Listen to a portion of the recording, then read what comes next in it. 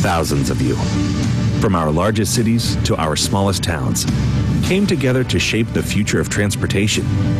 You helped us prepare for the unexpected, challenged us to improve our business models, and identified investments that will benefit rural and urban Kansas for decades to come. The Kansas legislature overwhelmingly passed, and Governor Kelly signed the bipartisan Senate Bill 173, creating the Eisenhower Legacy Transportation Program, or IKE as it's fondly known. And today, we're excited to unveil the first action of this program, adding new modernization and expansion projects to our development pipeline. Having a robust development pipeline is essential for Kansas's economic recovery, and we're committed to putting as many people to work as quickly as we can. Today's announcement is only the beginning. Through this rolling program, we will also complete all remaining T-Works projects, prioritize preservation work, provide transit, rail, and aviation services, increase broadband access to online education, telemedicine, and telework opportunities. And we'll have ongoing discussions with communities to ensure we're making timely investments. This program will serve all Kansans today and in the future. But don't just take our word for it. Transportation unites us all. It allows us to go to jobs, to school, to the doctor. Infrastructure investments create new jobs in our communities and keep our existing businesses competitive. With the IKE program, we will make our system safer, less congested, and work better for all Kansans. You can see why we all like IKE.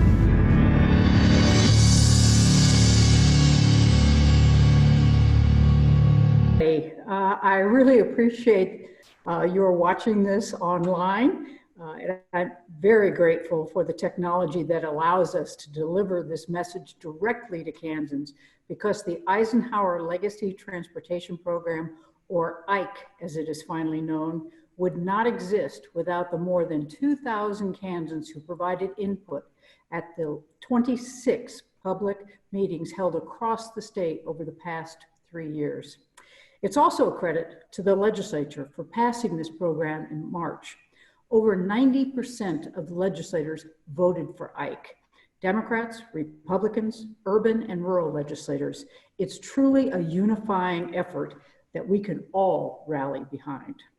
And I can't think of a better symbol of the bipartisanship and cooperative spirit we need right now to confront the health and economic crisis of COVID-19 inflicted upon us in the whole state, the whole country, and the whole world. Today, we're adding 40 new highway modernization and expansion projects to our development pipeline. This allows KDOT to begin the advanced work needed to prepare projects for construction, such as designing, acquiring right-of-ways, and moving utilities. We haven't added any major projects to our development pipeline since 2011. Having a robust development pipeline will be critical for the economic recovery of our state.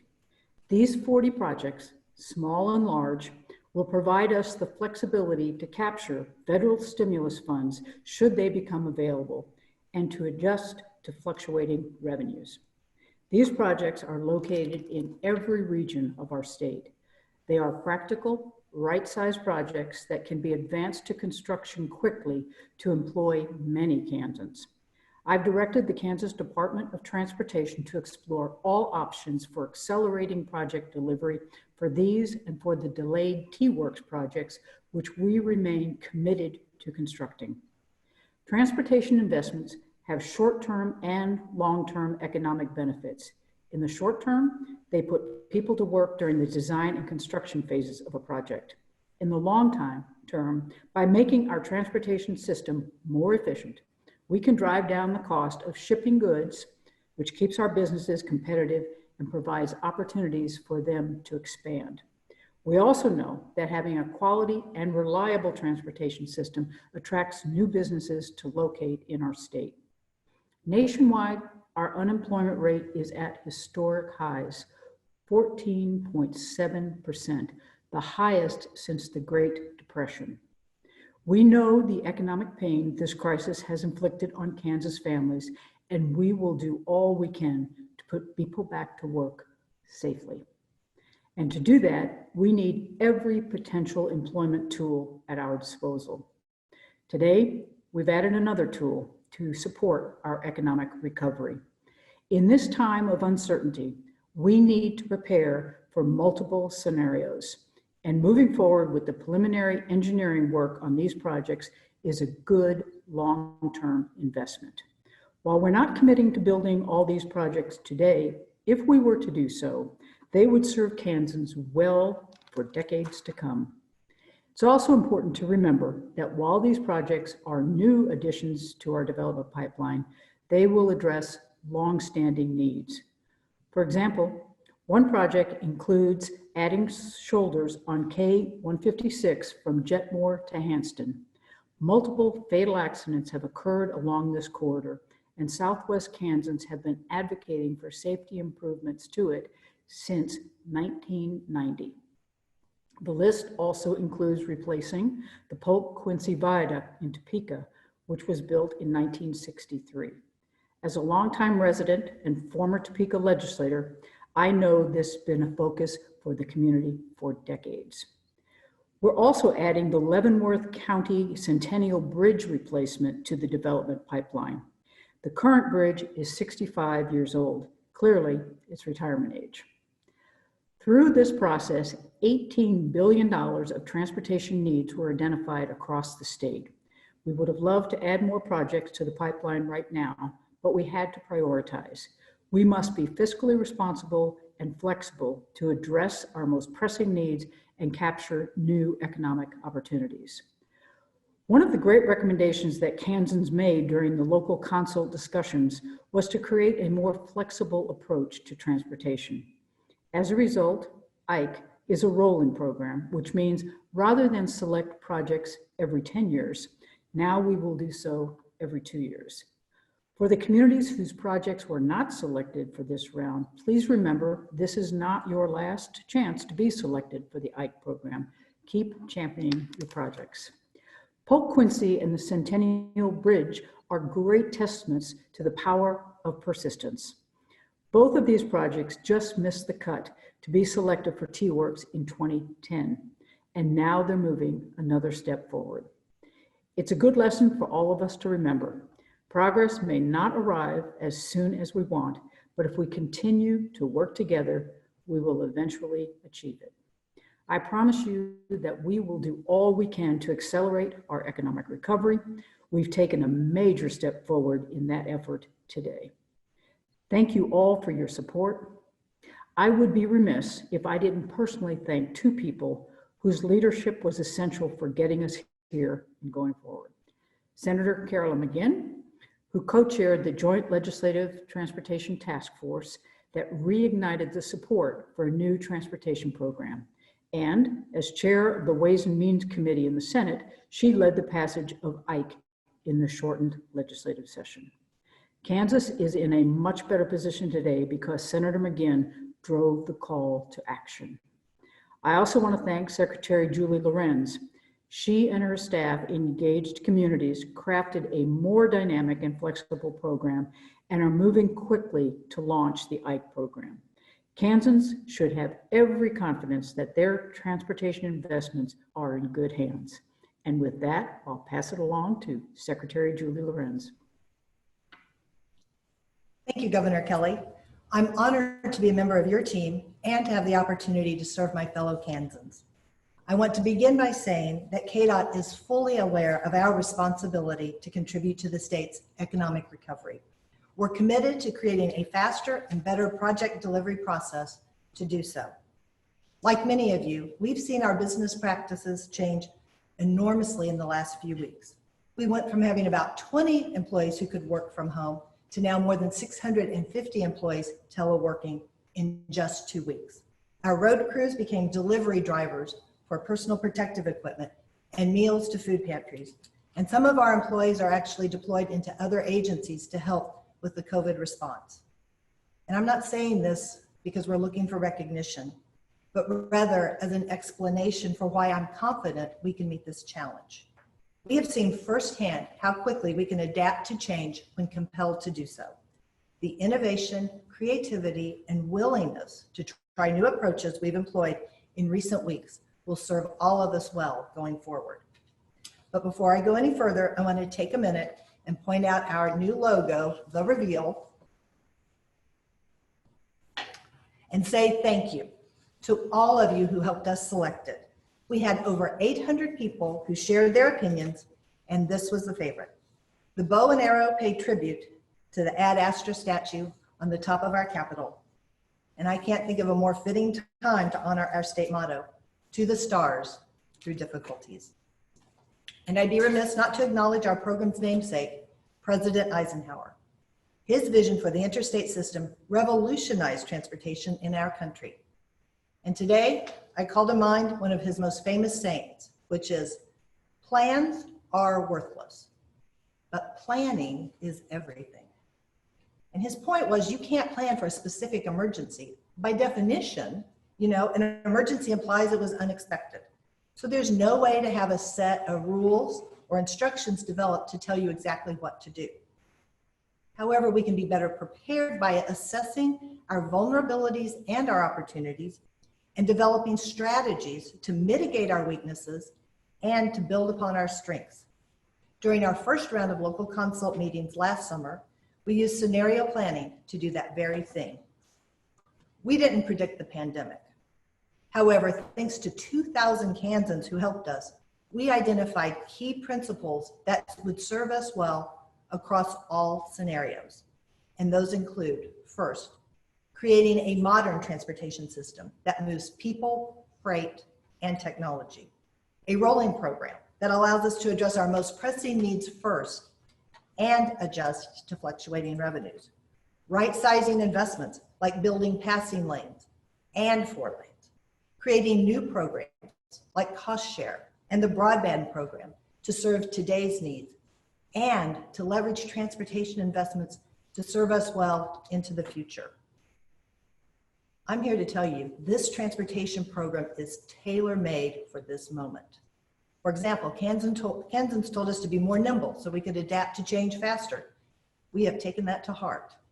Today, we're adding 40 projects to the development pipeline exactly 8 weeks to the day after IKE was approved by the legislature. It took us more than a year last time under T-Works, and we didn't have to deal with the pandemic then. So thank you, Team KDOT, for stepping up to the plate. And speaking of remaining T-Works projects, I am proud to announce today that we will have at least one phase of every remaining T-Works project let to construction no later than December 31st, 2021. That is 6 months faster than we said we could do that last year. And I suspect we may still be able to get a little faster because I talk about having public sector principles and private sector urgency. Well, clearly now is the time to proceed with urgency while remaining true to our principles. Right now, we don't know if there will be a federal stimulus program for infrastructure, and if there is, what the requirements might be. So we must be flexible and responsive to strike a good balance. Now isn't the time to be limited to binary choices. There are competing challenges at play, and we must be prepared to meet all of them. These are not either or times. This is a yes and time. We need to position ourselves for stimulus funds if they're available. And we must recognize the record shortfalls of state and local budgets. And we're mindful that transportation is a good employment generator and that a key role will be played in the state's economic recovery. Using all of our tools at our disposal through IKE, we will work with our partners to seize opportunities that might not come around again. Previous federal stimulus funds prioritize shovel-ready projects. Today, we don't have enough shovel-ready projects. This is due to transfers out of the state highway fund since 2011. So we are exploring alternative delivery methods that would allow us to get more projects shovel-ready. I've assembled a stimulus prep team to gather as many ideas as we can from the public and private sectors.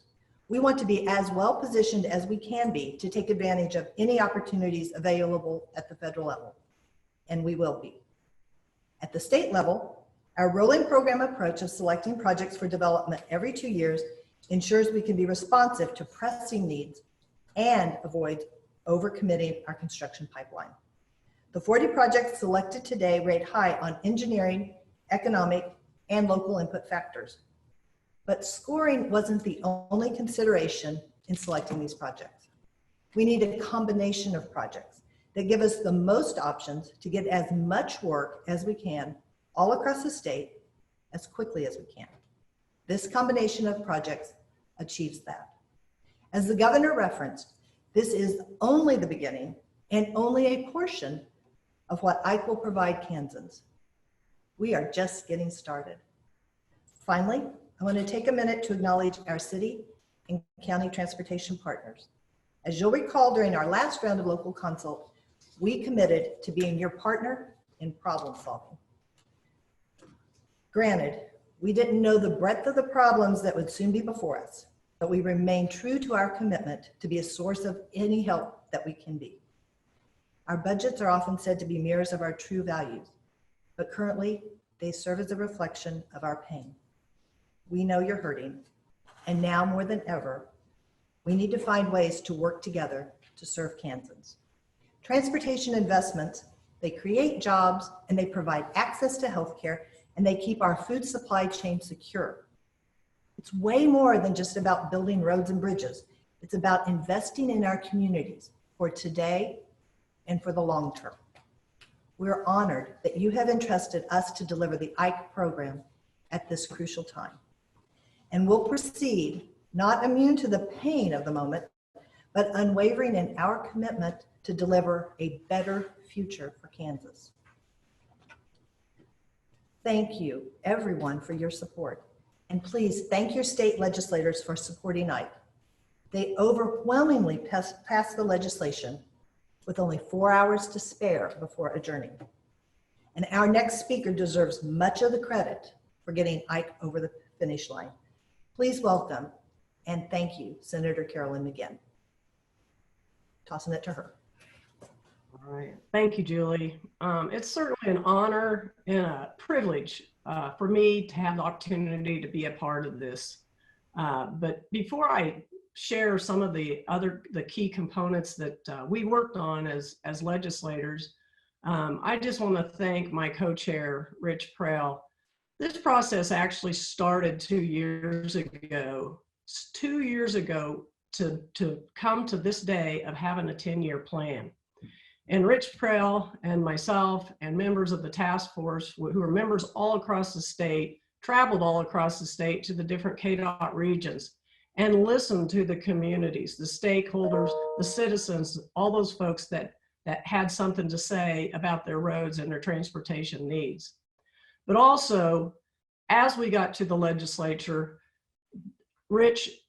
Representative Rich Prell and Senator Mike Peterson were instrumental in 2019. They passed 3 bills right after we got finished with the task force recommendations. And those 3 bills are part of this bill that we passed this year. And finally, none of this is possible without the support of our leadership who helped us get this through the process. If we didn't have their support, we could not have gotten this done. And certainly want to thank my colleagues and the colleagues across the aisle, those individuals that overwhelmingly voted for this plan and supported it. And thank our Kansans across the state that helped us with the input. Anyway, I'm pleased that our recommendations served as the framework for IKE. And communities asked us to do new ways of doing business that provided flexibility and new programs that would fit in today's times in our communities. The focus, the practical improvements for families, businesses, and local governments were very key. For example, cost share programs. When the state and the communities can do cost share programs and work together, it's beneficial in a couple of ways, not just financially, but also the speed of the project. So those cost share programs are very important, and we've seen those. I've seen those as an example when I was a county commissioner, and I watched how things got done more efficiently and effectively and at a cost efficient rate. So that was important. The other is, which has totally come to our mind here lately, and that's expanding broadband. with this pandemic crisis, I mean, here we are today using Zoom, but not everybody across the state has that ability to have that broadband. And this is part of this program, and it's very instrumental, and it's very important so that people can stay where they are and live where they want to live, but still be able to do business and education, which is vitally important. Another component, there's a small driver's education component. You know, driver's education has changed over the years. And so there's a component that if you qualify under a certain income level, there's a grant or a voucher that you can use in order to take driver's education, clear up to 30 years old. The other is the short line rail program. It's so important so that we can continue to deliver Kansas products at competitive prices. The local bridge program is so popular across the state. We have thousands of bridges that are going to need to be replaced in the next 10 years. And state and communities can partner together to replace some of these bridges. In addition to that, communities can get more funding if they're willing to remove a deficient one from the system that's no longer needed. We also have innovation technology. We need to stay in the forefront of new technology. New programs will provide funding to pilot projects that include drones. As someone who comes from the air capital of the world, I recognize the potential for the growth in this industry, and we want Kansas to continue to be a leader in this area. The most effective solutions to challenge is our state and local governments working together. And we certainly saw that here in the last 2 years, people trying to figure out what fits best for their community. I'm pleased that IKE provides many ways for this to happen. These 40 projects are just the starting point.